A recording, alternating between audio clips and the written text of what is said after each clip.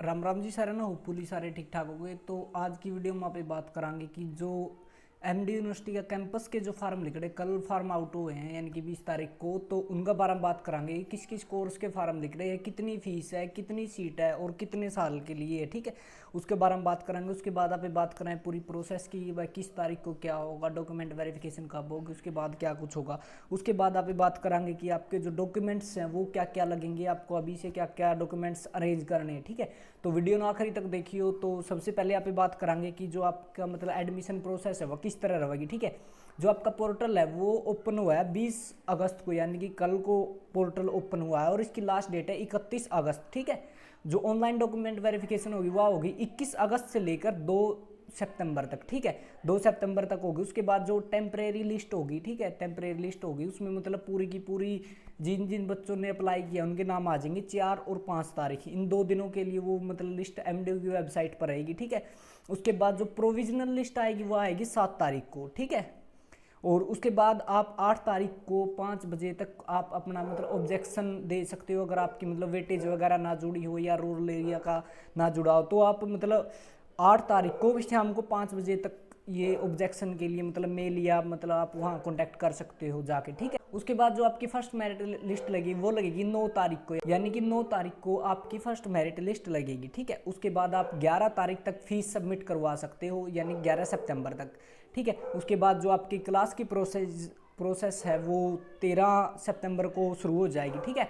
और 13 सितंबर को ही आपकी जो है सेकंड मेरिट लिस्ट लग जाएगी, ठीक है। 13 सितंबर को सेकंड मेरिट लिस्ट लगेगी और उसके बाद आपकी जो फीस सबमिशन है वो 14 तारीख को होगा, ठीक है। 14 तारीख तक आप उसकी फीस सबमिट कर सकते हो सेकंड मेरिट लिस्ट की, ठीक है। जो तीसरी मेरिट लिस्ट है वो लगेगी आपकी 16 तारीख को, यानी कि 16 सितंबर को, और इसकी मतलब उसी दिन आपको फीस सबमिट करवानी है, उसके लिए ज़्यादा नहीं है, मतलब लिस्ट लगने के बाद ही आपको फीस सबमिट करवानी है, ठीक है।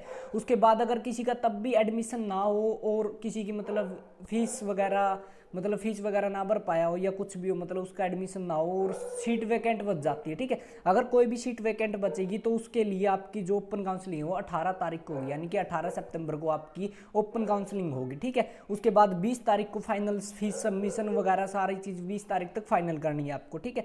और उसके बाद जो 30 सितंबर को final cut off date for admission की जो मतलब फाइनल कट ऑफ लग जाएगी आपकी जो एडमिशन की है वो, ठीक है। ये तो हो गया आपकी मतलब पूरी प्रोसीजर जिसमें आपके मतलब एडमिशन से रिलेटेड जो भी चीज़ें हैं सारी इसके अंदर कवर कर दी मैंने, किस तारीख को क्या क्या होगा, ठीक है। अब बात कर ले आप कि जो आपके डॉक्यूमेंट्स है वो कौन से आपको मतलब अर्जेंट चाहिएंगे जो मतलब फॉर्म अप्लाई करते टाइम। तो डॉक्यूमेंट्स लाइक मतलब आधार कार्ड चाहिएगा आपको, मतलब एज प्रूफ के लिए कोई भी डॉक्यूमेंट चाहिए तो आपका आधार कार्ड ही मायने रखता है, तो आपका आधार कार्ड चाहिएगा, ठीक है। सीनियर सेकेंडरी एग्जामिनेशन सर्टिफिकेट चाहिएगा आपको, ठीक है, यानी कि 12th क्लास के जो पेपर दिए वो सर्टिफिकेट, और जो आपकी डीएमसी है यानी कि आपकी मार्कशीट है 12th की वो चाहिए, 10th की भी साथ में ले लेना, ठीक है। उसके बाद आपका जो करेक्टर सर्टिफिकेट आपका प्रीवियस जो इंस्टीट्यूट है उसमें मिल जाएगा। अगर आपका मतलब वहाँ पर नहीं है, मतलब आपके स्कूल में जहाँ से आपने 12th की वो करेक्टर सर्टिफिकेट ना दे रहे तो आप अपनी तहसील में करेक्टर सर्टिफिकेट बनवा सकते हो, ठीक है। उसके बाद आपका जो कैटेगरी सर्टिफिकेट है वो भी चाहिएगा आपको, और उसके बाद आपको इनकम सर्टिफिकेट अर्जेंट है भाई, सबसे ज़रूरी है, इनकम सर्टिफिकेट भी आपको चाहिएगा, ठीक है।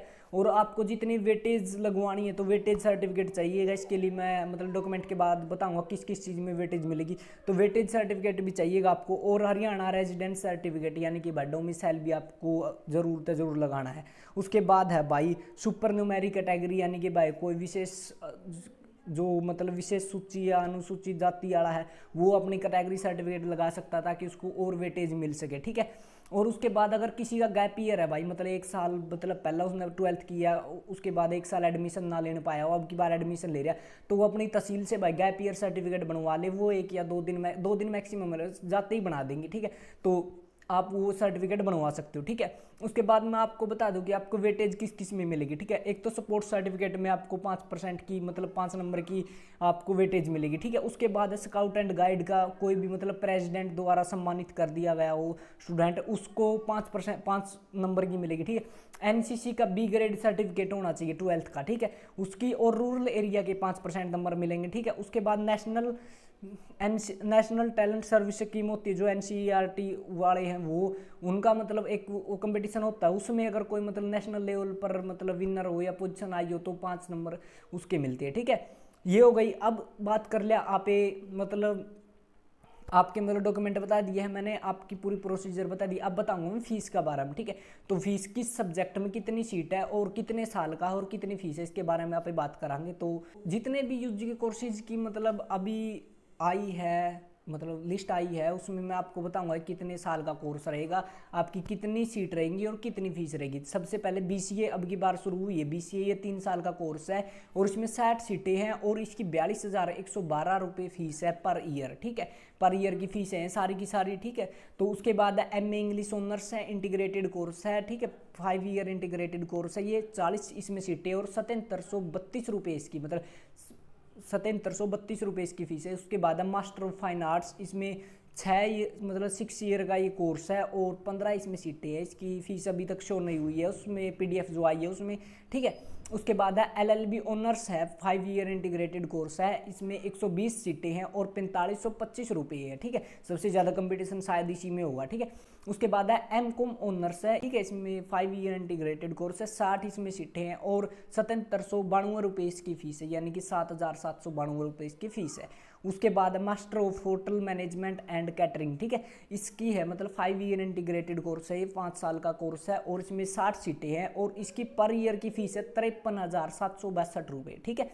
उसके बाद है bachelor of hotel management and catering, तो इसमें ये है 4 साल का कोर्स है ये, इसमें 60 सीटें हैं और इसकी 43,762 रुपये फीस है, ठीक है। उसके बाद है एमएससी है, मैथ ऑनर्स से है, मतलब 5 साल का ये कोर्स है। इसमें पहले बीएससी मैथ ऑनर्स होगी, उसके बाद एमएससी मैथ ऑनर्स होगी, ठीक है। और उसमें है 60 इसमें सीटें, 5 साल का कोर्स है और 7,792 रुपये इसकी फीस है, ठीक है।